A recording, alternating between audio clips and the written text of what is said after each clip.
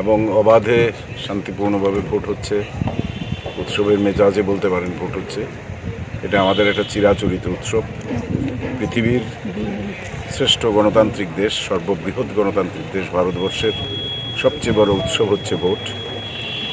এবং ৭৫ বছরের এই যে আমরা অমৃত মহোৎসব পালন করছি স্বাধীনতার, সারা পৃথিবীতে বিভিন্নভাবে পরিবর্তন এসছে, বিশেষভাবে শাসক দলের বা সিস্টেমের পরিবর্তন হয়েছে, কিন্তু ভারতবর্ষে গণতন্ত্র পরীক্ষিত হয়েছে এবং সেই পরীক্ষায় সসম্মানে উত্তীর্ণ হয়েছে। পৃথিবীর শ্রেষ্ঠ গণতান্ত্রিক দেশ হিসেবে নিজেকে মেলে ধরতে পেরেছে। যতই চেষ্টা হোক বা হয়েছে, কোনোভাবেই, যদিও আমাদের দেশের চারিদিকেই স্বৈরতন্ত্রের ছাপ আছে এবং মিলিটারি জুন্টার হাতে বহু জায়গায় ক্ষমতা চলে গেছে, কিন্তু ভারতবর্ষে সেই জিনিস হয়নি এবং হবেও না ভবিষ্যতে।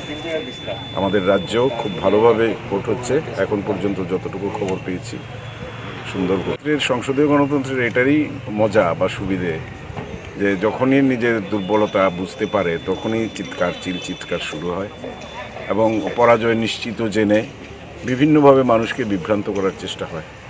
আইনের দরজায় কড়া নাড়া থেকে শুরু করে ঘন ঘন প্রেসের সামনে যাওয়া, অর্থাৎ তেমন কোনো কিছুই হয়নি।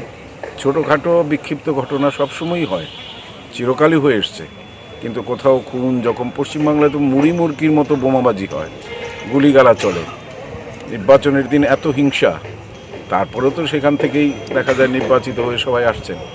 আর এখানে তো সে ধরনের ঘটনা ঘটেইনি, দু একটা স্ট্রে ইনসিডেন্ট ছাড়া আর কিছুই হয়নি এখানে। খুব ভালো ভোট হচ্ছে সব জায়গায়। আশা রাখি মানুষ এই পুজোয় পুরোপুরি অংশগ্রহণ করবে, সারাদিন ব্যাপী চলবে এবং মানুষের যে রায় সেটা সবাইকেই মাথা পেতে নিতে হবে। কালকে সকালে